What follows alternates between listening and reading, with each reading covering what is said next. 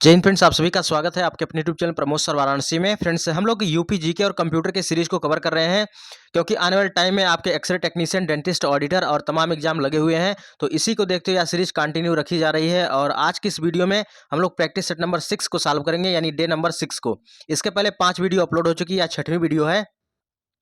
तो अगर आपने नहीं देखा है तो प्लेलिस्ट में आप जाकर 1 बाय 1 करके देख सकते हैं और यह सीरीज आपके लिए काफ़ी हेल्पफुल साबित होगी। तो चलिए हम लोग स्टार्ट करते हैं आज की वीडियो को और यहाँ पर हम लोग सॉल्व करेंगे कंप्यूटर के 15 क्वेश्चन और यूपी जीके के 20 क्वेश्चन। और सभी क्वेश्चन इंपॉर्टेंट है, एक एक क्वेश्चन अच्छे से रट लीजिएगा। टू दी पॉइंट क्वेश्चन को लिया गया है जो कि आपके सिलेबस में मेंशन है।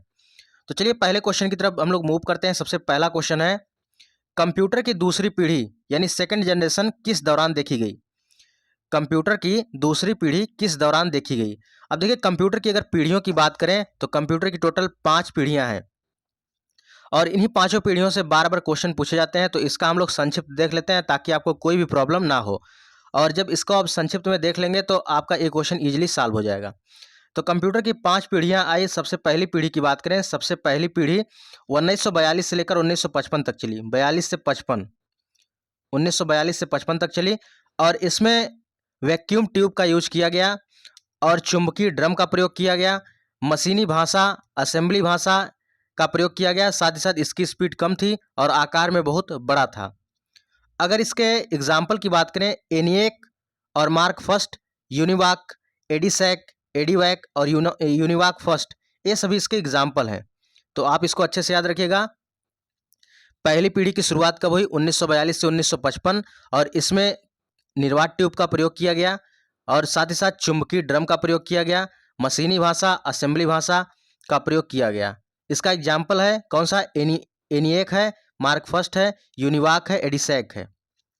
अब दूसरी पीढ़ी की तरफ चलते हैं। दूसरी पीढ़ी क्या है? दूसरी पीढ़ी की शुरुआत 1956 से 1964 के बीच देखी गई। 1956 से लेकर 1964 के बीच दूसरी पीढ़ी देखी गई और इसमें वैक्यूम ट्यूब की जगह ट्रांजिस्टर का प्रयोग किया गया और इसमें चुंबकीय ड्रम नहीं, चुंबकीय टेप का प्रयोग किया गया और साथ ही साथ चुंबकीय डिस्क का प्रयोग किया गया। इसमें मशीनी यानी हाई लेवल लैंग्वेज का प्रयोग किया गया, यानी बेसिक, कोबोल, इन सब लैंग्वेज का प्रयोग किया गया। इसके एग्जाम्पल की बात करें, एग्जाम्पल IBM 70 हो गया, IBM 700 हो गया। ये सभी किसके एग्जाम्पल हैं? ये सभी द्वितीय पीढ़ी के एग्जाम्पल हैं। तृतीय पीढ़ी की बात करें 1956 से लेकर 1965 से लेकर 1975 तक। जो तीसरी पीढ़ी है ये 1965 से लेकर 75 तक चली और इसमें आईसी चिप का प्रयोग किया गया। चौथी पीढ़ी की बात करें, चौथी पीढ़ी का कार्यकाल 1976 से 89 तक रहा, 89 तक, और इसमें माइक्रो प्रोसेसर का प्रयोग किया, जैसे VLSI का उपयोग किया गया। वहीं पर पांचवी पीढ़ी की बात करें तो पांचवी पीढ़ी 1990 में आई, जो कि अभी तक चल रही है तब से, और इसमें ULSI का प्रयोग किया गया। किसका? ULSI का प्रयोग किया गया। ये इम्पॉर्टेंट है। और जो आप आर्टिफिशियल इंटेलिजेंस पढ़ते हैं या 5वीं पीढ़ी में ही आता है। तो AI जो आप पढ़ते हैं किस में आता है? 5वीं पीढ़ी में आता है। तो इतने पॉइंट को आप अच्छे से याद रखेंगे तो कोई दिक्कत नहीं होगा। अब एक बार इसका फिर से रिवीजन कर लेते हैं। पहली पीढ़ी आई 1942 से 55 में, वैक्यूम ट्यूब का प्रयोग किया गया। दूसरी पीढ़ी आई 1956 से 64 में, इसमें ट्रांजिस्टर का प्रयोग किया गया। तीसरी पीढ़ी आई 1965 से लेकर 1975 में, इसमें IC चिप का प्रयोग किया गया। चौथी पीढ़ी 1976 से 89 में आई, इसमें माइक्रो प्रोसेसर का प्रयोग किया गया। और पांचवी पीढ़ी 1990 से अभी तक आई, जिसमें ULSI का प्रयोग किया गया, जो वर्तमान में आर्टिफिशियल इंटेलिजेंस है, इसी पर बेस्ड होता है, यानी पांचवी पीढ़ी पर आधारित है। तो इसका आंसर क्या होगा? करेक्ट आंसर होगा ऑप्शन नंबर सी, 1956 से लेकर 1963।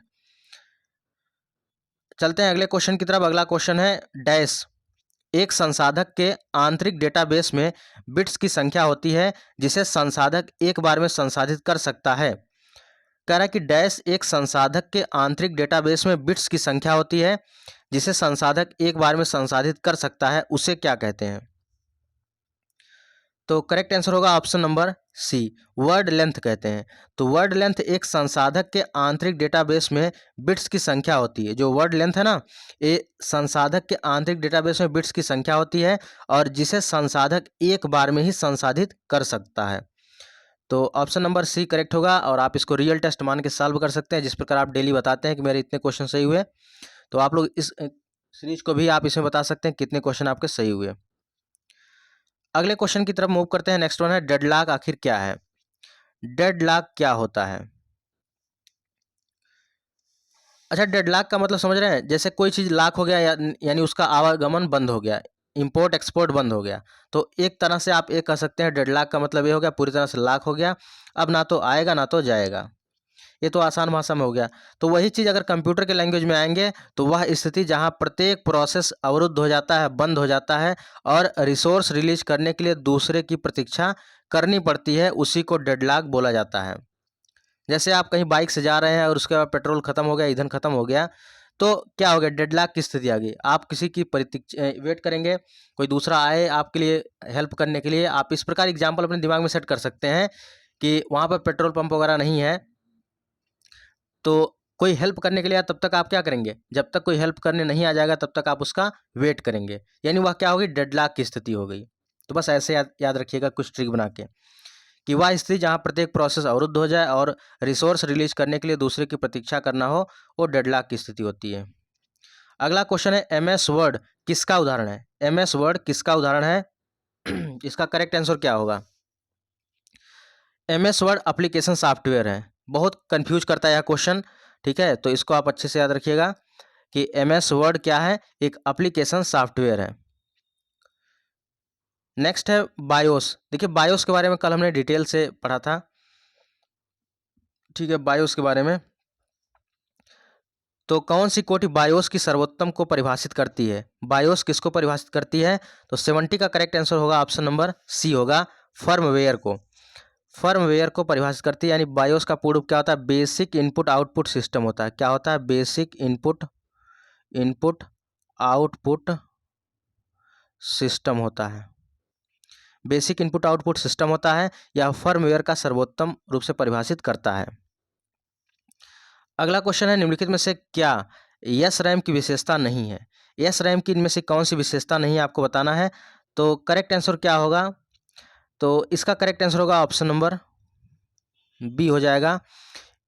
सबसे पहले पढ़ते हैं कि यस रैम में प्रत्येक सेल, जो एस रैम होता है इसमें प्रत्येक सेल फ्लिप फ्लॉप से बना होता है। किससे बना होता है, फ्लिप फ्लॉप से बना होता है, जो एक बिट डेटा स्टोर करता है। क्या करता है, एक बिट डेटा स्टोर करता है। डी रैम की तुलना में इसमें छोटी रीड राइट साइकिल होती है, ये भी बिल्कुल करेक्ट है। और एस रैम का विशेष अनुप्रयोग में किया जाता है। एस रैम का उपयोग विशेष अनुप्रयोग में किया जाता है।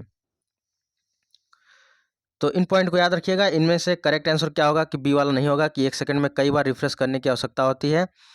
तो एक बार में कई बार रिफ्रेश करने की आवश्यकता नहीं होती इसमें। अगला क्वेश्चन है निम्नलिखित में से किन द्वारों का सबसे ज़्यादा प्रयोग किया जाता है। किन द्वारों का सबसे ज़्यादा प्रयोग किया जाता है। तो 72 का करेक्ट आंसर हो जाएगा, नार एंड नैंड गेट का प्रयोग होगा। ठीक है, नार और नैंड गेट का प्रयोग होगा, ऑप्शन नंबर ए करेक्ट होगा। सबसे ज़्यादा अगर प्रयोग करने की बात करें, सबसे ज़्यादा किस गेट का प्रयोग किया जाता है, नार और नैंड, इसको याद रखिएगा। तो ऐसे इसको याद रखिए कि यन से ए भी नार शुरू होता है, यन से नैंड भी शुरू होता है, तो दोनों एक साथ नार और नैंड का प्रयोग सबसे ज़्यादा किया जाता है। अगला कंप्यूटर फाइल नाम एक्सटेंशन INF किसको संदर्भित करता है। तो 73 का करेक्ट आंसर होगा ऑप्शन नंबर ए, स्थापना फाइल को रिप्रेजेंट करता है। कंप्यूटर फाइल नाम एक्सटेंशन INF किसको दर्शाता है, स्थापना फाइल को दर्शाता है। अगला क्वेश्चन है कंप्यूटर स्टार्टअप कौन सा प्रोग्राम निष्पादन के लिए कर्नेल को मुख्य मेमोरी में खोजता है और लोड करता है। तो computer startup boot strap program execute के लिए कर्नेल को मुख्य मेमोरी में खोजता है और लोड करता है, यानी करेक्ट आंसर होगा option number A, bootstrap program. तो फिर से क्वेश्चन को पढ़ते हैं कि कंप्यूटर स्टार्टअप कौन सा प्रोग्राम एग्जीक्यूट करता है जो कर्नेल को मुख्य मेमोरी में खोजता है। तो बूट स्ट्रैप प्रोग्राम, ठीक है, याद रखिएगा बूट स्ट्रैप प्रोग्राम। जो बूट स्ट्रैप प्रोग्राम होता है या कंप्यूटर स्टार्टअप और प्रोग्राम के निष्पादन के लिए कर्नेल को मुख्य मेमोरी के रूप में खोजता है। अगला क्वेश्चन है एक्सेल 2016 में कॉलम जी और कॉलम एच के बीच 3 कॉलम डालने के लिए आप क्या करेंगे। तो इसका करेक्ट आंसर क्या होगा, 75 का सही उत्तर होगा option number B, column H select करेंगे और राइट क्लिक करके 3 बार इंसर्ट सेलेक्ट करेंगे। कॉलम एच सेलेक्ट करेंगे और राइट क्लिक करके 3 बार इंसर्ट सेलेक्ट करेंगे।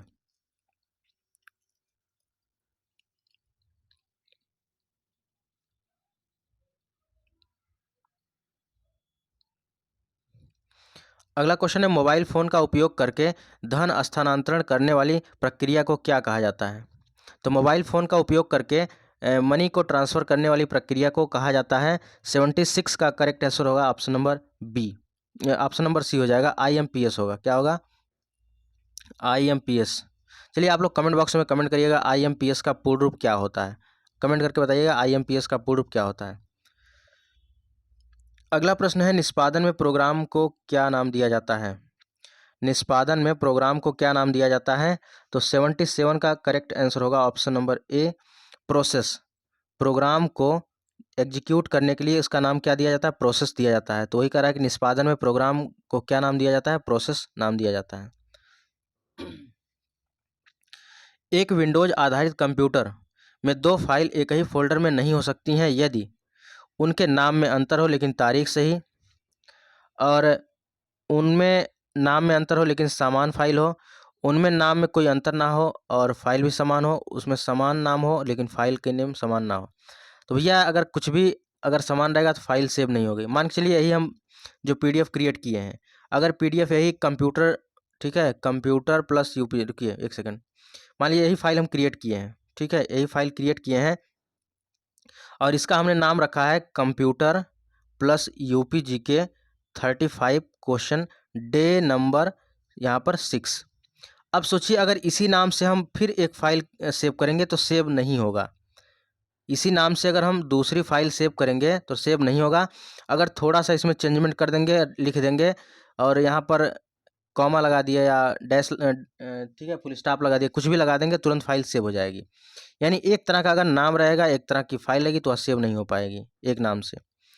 तो 78 का करेक्ट आंसर होगा ऑप्शन नंबर सी हो जाएगा, उनमें नाम में कोई अंतर ना हो और फाइल भी समान हो। ठीक है, तो चलिए 79 नंबर पर चलते हैं, 79 पर। डैश एक ऐसा उपकरण जो अन्य प्रोग्राम या उपकरणों के लिए कार्यात्मकता प्रदान करता है, उन्हें क्लाइंट्स कहा जाता है, क्या कहते हैं? 79 का ऑप्शन नंबर डी करेक्ट होगा, सर्वर। सर्वर एक ऐसा उपकरण है जो अन्य प्रोग्राम या उपकरणों के लिए कार्यात्मकता प्रदान करता है, जिन्हें क्लाइंट्स कहा जाता है, तो उसे कहते हैं सर्वर। क्या कहते हैं? Server. Option number D correct होगा, सर्वर एक ऐसा उपकरण है जो अन्य प्रोग्राम या उपकरणों के लिए कार्यात्मकता प्रदान करता है, जिन्हें क्लाइंट्स कहा जाता है। कौन सा पैराग्राफ फॉर्मेटिंग है? तो आपको बताना कि पैराग्राफ फॉर्मेटिंग कौन सा है। तो अलाइनमेंट पैराग्राफ फॉर्मेटिंग है। अलाइनमेंट क्या है? पैराग्राफ फॉर्मेटिंग है, लेफ्ट अलाइनमेंट, राइट अलाइनमेंट। चलिए यहाँ से हम लोग का क्वेश्चन कंप्लीट हो गया, 10 क्वेश्चन, 15 क्वेश्चन, ठीक है। अब हम लोग चलते हैं उत्तर प्रदेश GK में। सबसे पहला क्वेश्चन है, उत्तर प्रदेश में राष्ट्रीय कथक संस्थान कहाँ स्थित है? राष्ट्रीय कथक संस्थान कहाँ स्थित है? तो इसका करेक्ट आंसर होगा ऑप्शन नंबर बी हो जाएगा, लखनऊ में स्थित है। फ्रेंड्स यह सीरीज कंटिन्यू है, अगर आप लोग चैनल पर पहली बार आए हैं चैनल को सब्सक्राइब कर लीजिएगा और वीडियो के डिस्क्रिप्शन बॉक्स में टेलीग्राम का भी लिंक दिया गया, टेलीग्राम को ज्वाइन कर लीजिए, वहाँ पर जितनी भी PDF वगैरह होती है, जो भी इन्फॉर्मेशन होती है, सबसे पहले अपडेट कर दिया जाता है, ठीक है। और वीडियो को एक बार जरूर लाइक कर दीजिएगा और प्यारा सा कमेंट भी करिएगा। अगला क्वेश्चन है, प्रदेश के किस जिले में सबसे अधिक वर्षा होती है? प्रदेश में सबसे अधिक वर्षा होती है तो यह गोरखपुर में होती है, ठीक है। प्रदेश में सबसे अधिक वर्षा कहाँ होती है? गोरखपुर में होती है। और सबसे कम कहाँ होती है? सबसे अधिक तो हो गई गोरखपुर में, सबसे कम मथुरा में। सूची फर्स्ट का सूची सेकंड से मिलान करना है। यहाँ पर पार्क दिए गए हैं और जिले दिए गए हैं। अब आपको मिलान करना है कि पार्क कौन सा सही है और जिला यहाँ पर कौन सा मैच है, मिसमैच है, जो भी है। तो अपैरल पार्क कहाँ पर है? अपैरल पार्क कानपुर में है, ठीक है, अपैरल पार्क कानपुर में है। और बायोटेक्नोलॉजी पार्क कहाँ पर है? या लखनऊ में है। और agro processing park, agro processing park ये कहाँ पर है? या सहारनपुर में है। और लेदर टेक्नोलॉजी पार्क ये आपके उन्नाव में है, ठीक है, इसको याद रखिएगा। अगला क्वेश्चन है, बुंदेलखंड में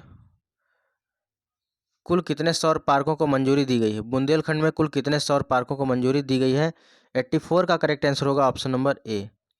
बुंदेलखंड क्षेत्र में कुल कितने सौर पार्कों को मंजूरी दी गई है? 2 सौर पार्कों को मंजूरी दी गई है। नेक्स्ट है चुनार किस उद्योग के लिए प्रसिद्ध है? चुनार किस उद्योग के लिए प्रसिद्ध है?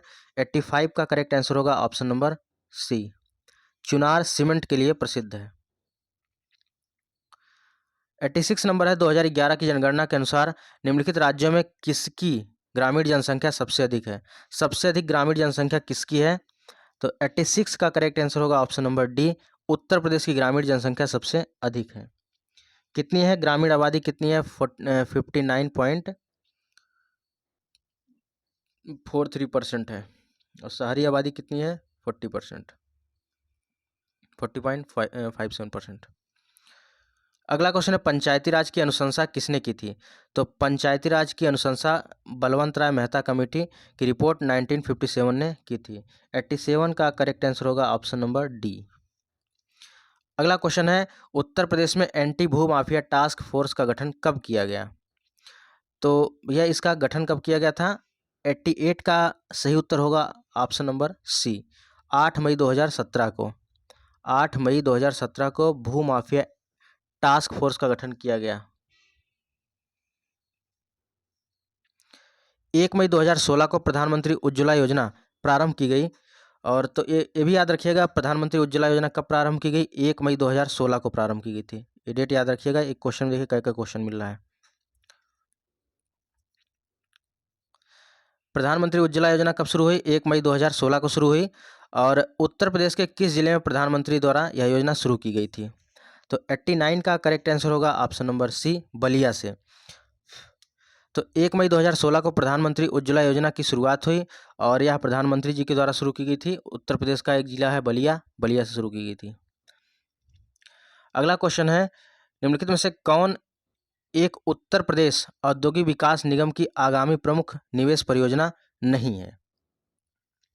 तो भैया डिफेंस पार्क जो है ये उत्तर प्रदेश की आगामी परियोजना नहीं है। बाकी theme park Agra, mega food park Bareilly, textile park Varanasi, ये सभी हैं थीम पार्क, लेकिन डिफेंस पार्क शाहजहांपुर नहीं है। अगला क्वेश्चन है काकोरी कांड जिसका नाम बदलकर काकोरी ट्रेन एक्शन कर दिया गया है, मुकदमे में सरकारी वकील कौन था? बताना है आपको मुकदमे में सरकारी वकील कौन था। तो 91 का करेक्ट आंसर होगा ऑप्शन नंबर बी, पंडित जगत नारायण मुल्ला काकोरी ट्रेन एक्शन मुकदमे में सरकारी वकील थे। ये याद रखिएगा, इंपॉर्टेंट है, कई बार आता है क्वेश्चन कि काकोरी ट्रेन एक्शन में काकोरी ट्रेन एक्शन मुकदमे में सरकारी वकील कौन थे? तो पंडित जगत नारायण मुल्ला थे, पंडित जगत नारायण मुल्ला। आदर्श कारागार में निरुद्ध बंदियों को वर्ष में कितने दिन घर में रहने की छूट दी जाती है? तो 92 का करेक्ट आंसर होगा ऑप्शन नंबर ए, 15 दिन की छूट दी जाती है। अगला क्वेश्चन है उत्तर प्रदेश में यूरेनियम कहाँ उपलब्ध है? उत्तर प्रदेश में यूरेनियम ललितपुर में पाया जाता है। तो 93 का करेक्ट आंसर होगा ऑप्शन नंबर ए। चलिए 94 नंबर क्वेश्चन है कि उत्तर प्रदेश का एकमात्र मुफ्त विश्वविद्यालय किसे माना जाता है? तो उसका नाम क्या है? 94 का सही उत्तर होगा ऑप्शन नंबर सी, राजर्षि पुरुषोत्तम दास टंडन मुफ्त विश्वविद्यालय। तो यह उत्तर प्रदेश का एकमात्र मुफ्त विश्वविद्यालय है। नगर महोदय श्री के नाम से किसे जाना जाता है? तो नगर महोदय श्री के नाम से जाना जाता है, किसे जाना जाता है? कन्नौज को जाना जाता है, जिसको इत्र नगरी कहा जाता है। 96 नंबर क्वेश्चन है उत्तर प्रदेश में पर्यटन को बढ़ावा देने के लिए 2015 में प्रथम ट्रेवल मार्ट का आयोजन कहाँ किया गया था? यह लखनऊ में किया गया था। इसका करेक्ट आंसर होगा ऑप्शन नंबर ए, लखनऊ। 97 नंबर क्वेश्चन की तरफ मूव करते हैं। उत्तर प्रदेश में आलू अनुसंधान केंद्र किस जिले में स्थित है? तो आलू अनुसंधान केंद्र मेरठ में है। 97 का सही उत्तर बी होगा, Meerut. One world TB summit 2023 किस शहर में आयोजित की गई? तो वन वर्ल्ड टीबी समिट 2023 किस शहर में आयोजित किया गया? 98 का डी ऑप्शन करेक्ट होगा, वाराणसी। तो बस ऐसे याद रखिएगा कि हम वाराणसी यूट्यूब चैनल से पढ़ रहे हैं, प्रमोद सर वाराणसी से। तो ऐसे याद रखिए वन वर्ल्ड टीबी समिट कहाँ हुआ? वाराणसी में हुआ था 2023 में। तो चाहे जैसे आप ट्रिक बना के याद रखिएगा। पंडित दीनदयाल उपाध्याय पशु चिकित्सा विश्वविद्यालय कहाँ स्थित है? तो पंडित दीनदयाल उपाध्याय पशु चिकित्सा विश्वविद्यालय स्थित है। 99 का सही उत्तर होगा बी नंबर।